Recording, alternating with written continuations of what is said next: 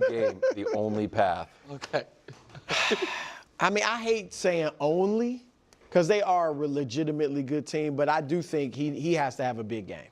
No ifs, ands, or buts about it because, one, I think you want to try to keep Mahomes off the field as much as you can. And so if your run game is clicking, you can do that. And two, him running it well will open things up for Jalen Hurts. Now, Jalen's thrown the ball well the last several games and when he's been challenged, but the threat of Saquon will open up that passing game. And so I think they've got to get him running well. I don't know if he can break, he's broken for 60 yarders, it feels like, the last several games. I don't know if he'll get one of those, but if he can get some chunk runs, 20 yards here or there, and then just run consistently well for them, I think that is huge and necessary for Philly. Yeah, my biggest concern for Philly is that let's say Saquon goes out early and they're not running it very effectively, and the pressure, the movement by the defensive line or the extra defenders coming, they get some negative plays. And let's say the Chiefs even go up by 10 points. And then Philly decides we're going to turn this into a Jalen Hurts game. Then it's over. To me, that's the biggest mistake. That's the Baltimore Ravens program from last year. You have to consistently run the ball with Saquon, even if it's not good early, because it takes the pressure off the offensive line. It allows them to be aggressive. It opens things up for Jalen Hurts in terms of they're going to have 8 in the box. You start going away from that, it's a problem. And then the other difference with a guy like Saquon is every time you hand him the ball, you do have a chance for a home run. Right. He's the only player on that team you can say, every time he has the ball, you've got a chance to score. So don't go away from that and say, okay, we're down by 10. Now it's got to, we got to pass the ball 40 times. That's my biggest concern. So what to me makes the Eagles so dangerous, and you'll love this, Coach, is their willingness and almost want to run the ball on 3rd and medium. Like in what are, for almost every team in the league, Washington was actually a little bit like this as well. Not because they had a dominant running game, but because they were going for it on 4th down so often. Detroit also, those are the 3 teams really. But it can be 3rd and 7.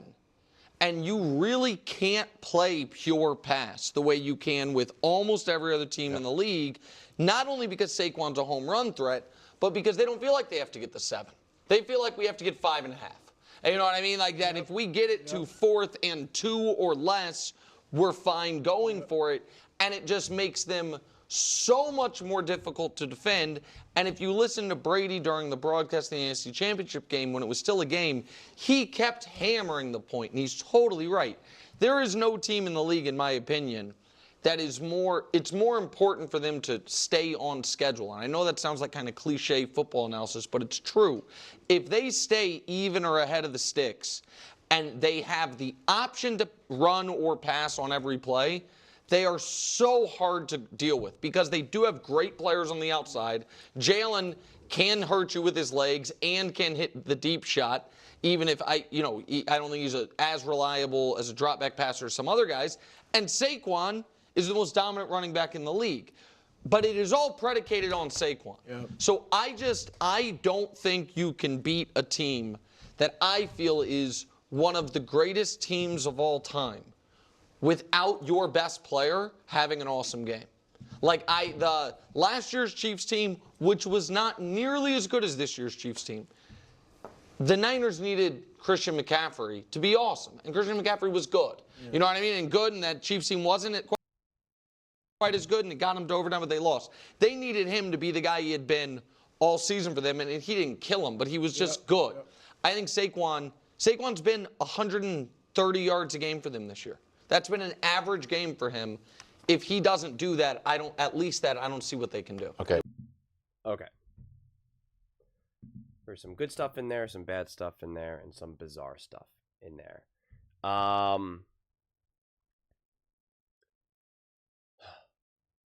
Where to begin? Okay. Listen.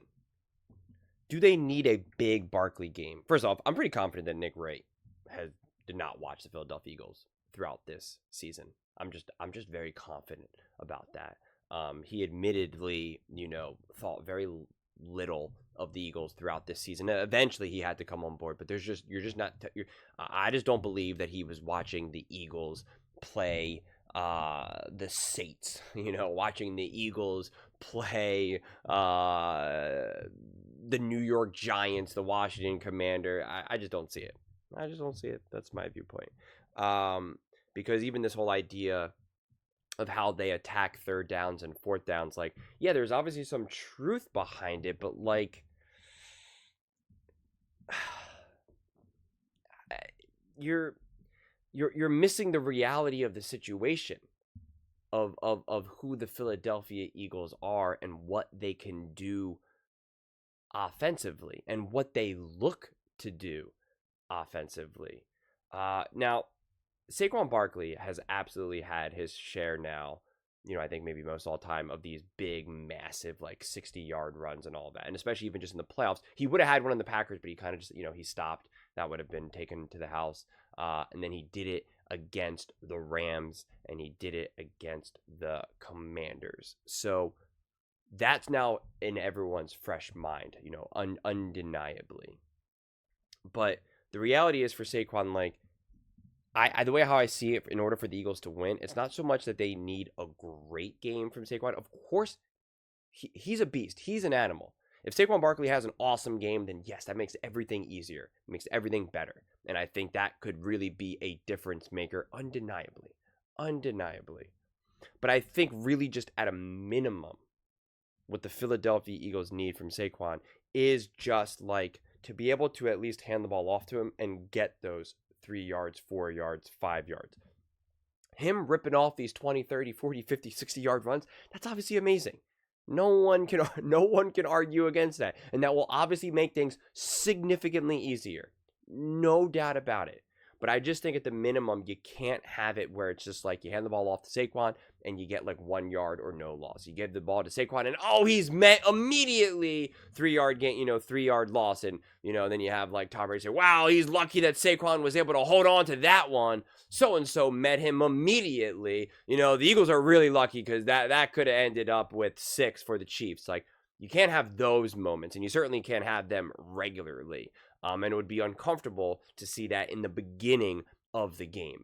Getting some momentum and getting just positive yardage and being able to reliably, get to 2nd and 6, even 2nd and 7, and get to now 3rd and 3. Like, if you're constantly 2nd and 10, 3rd and 8, because now let's say it's 2nd and 8. And now you hand the ball, 2nd and 3, and you hand the ball off, and now you don't go anywhere. Now it's 3rd and 8, 3rd and 7. Like, those are more uncomfortable places to be in. I think the Eagles, being able to just at the very minimum, just consistently get that positive yardage. Because you even saw this against the Rams and against the Commanders at certain parts of the game, because obviously those games really kind of unfolded in very crazy ways throughout the game.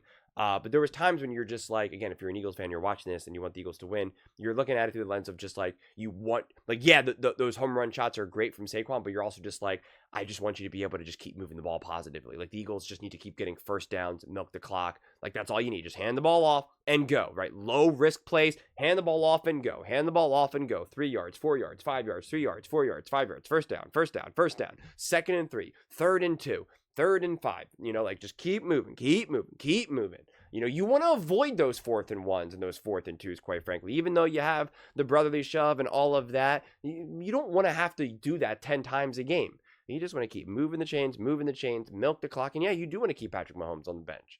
You definitely want to do that. But I know a lot of people are going to jump and say, well, hey, we saw the Philadelphia Eagles, Jalen Hurts ball out and didn't have a big run game, and yet he was still able to keep up, and et cetera, et cetera, et cetera. And I think that's all true. But again, as I've already said in multiple videos, I don't think constantly referencing that 2022 year really is relevant, because I just think both these teams are completely different. Now, I do think that Jalen Hurts could win if they have to make it the Jalen Hurts game, but I don't think that's what they want to do. I don't think it's the optimal way to win, but I do think that Jalen Hurts would be better suited for that than a Lamar Jackson, not because of the individual quarterbacks themselves, but because of the team around them. Baltimore Ravens do not have A.J. Brown, Devontae, Dallas Goedert, and Saquon and Jalen Hurts. They don't have all of that. At least in 2017, they didn't either. Mark Andrews was coming back from an injury. Zay Flowers was a rookie. They didn't have a Saquon Barkley. So, like, it was a different style. So to say, like, oh, that's what the Ravens did last year, that was different. That was a different style team that when really asked to kind of do things differently, they clearly were incapable of doing so. Whereas the Eagles have already shown in multiple games, in multiple different situations, that they are capable of doing so. So yeah, at the end of the day, you want the Eagles, or I should say that the Eagles themselves want to be able to execute the game plan exactly how they want to, obviously, right? Like, they want to get Saquon Barkley going. They want to have him have home run shots and just moving the chain. I'm sure they want, very basic, boring football. They want Jalen Hurts to throw the ball 23 times. They'd prefer it to be, a lot of yak, as I always talk about yak. Some of these nice little 5-yard passes to Dallas Goedert, who he now takes for another 15 yards. Hand off to Saquon, who's now able to burst free and get those 20, 30, and of course, a 60-yard, big run. They want Jalen Hurts to be able to, keep on an RPO and then just have him go off for, again, a minimum 5-6 yards, or obviously a big run. Like, very basic. It's not going to be some of these like, oh my God, Jalen Hurts is just dishing it out nonstop. Like, it's going to be, you would want it to be kind of more quick, but also patient.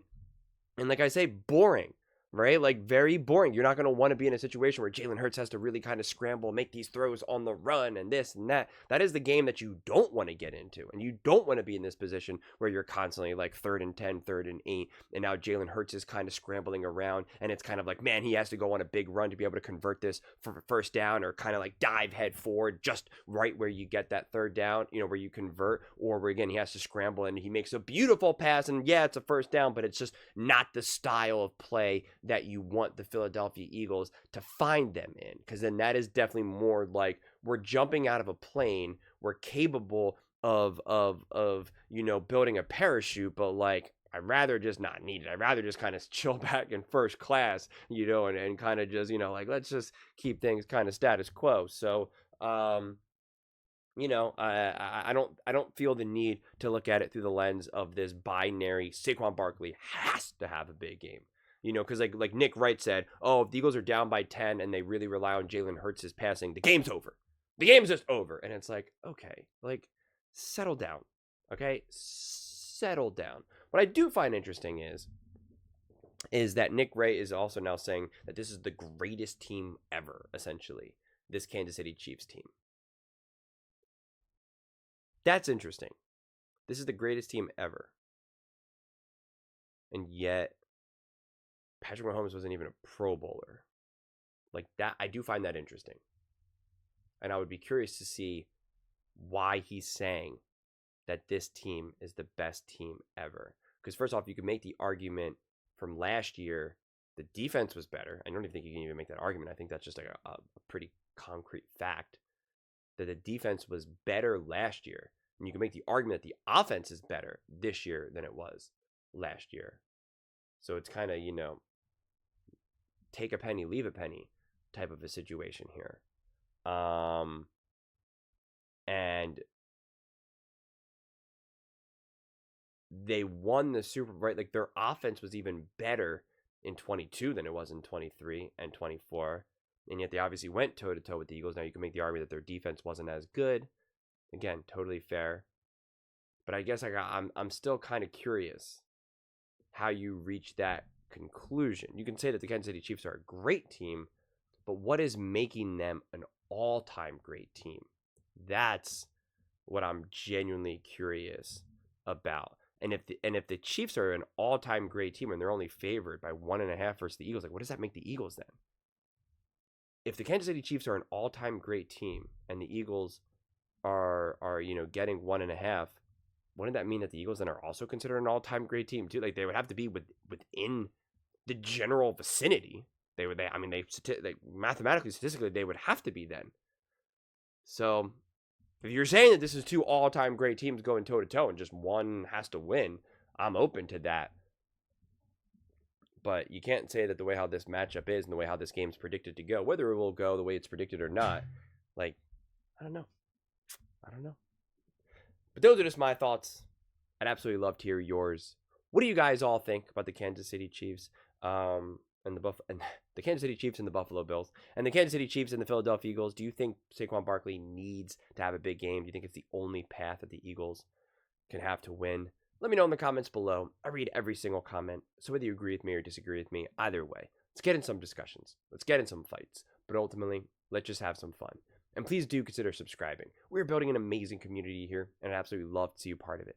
I want to build something that we all genuinely feel connected to, something that we're really excited to be part of. I think we're on our way to doing it. Please don't forget to give this video a thumbs up, as it really does help with the visibility and the algorithm. Thank you so much, and see you next time.